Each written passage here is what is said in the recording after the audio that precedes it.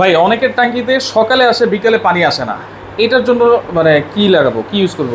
মানে আপনি বলতে চাচ্ছেন যে ওয়াশার লাইন আছে, হ্যাঁ। কিন্তু সকালে পানি আসে, কিছুক্ষণ পরে আসে, আবার কিছুক্ষণ 1 ঘন্টা পরে পানি নাই, আবার 2 ঘন্টা দেখা যায় যে একটা বাড়িওয়ালা হঠাৎ করে মোটর ছেড়ে চলে গেছে, যাওয়ার উপরে গেছে, যাওয়ার পরে সাথে সাথে পানি 1 ঘন্টা পরে পানি চলে গেছে। এখন তো মোটর চলার পরে এক পর্যায়ে মোটর পুড়ে যাবে। আমাদের জন্য এই সিস্টেমটা আছে। আচ্ছা, সে কি করবে, সাথে সাথে মোটর চালু হবে, 3 মিনিটের জন্য চালু হবে।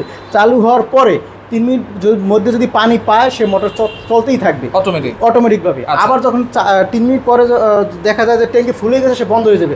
আর কোনো কারণে যদি 3 মিনিটের মধ্যে সে পানি না পায়, সাথে সাথে মোটর বন্ধ করে দিবে।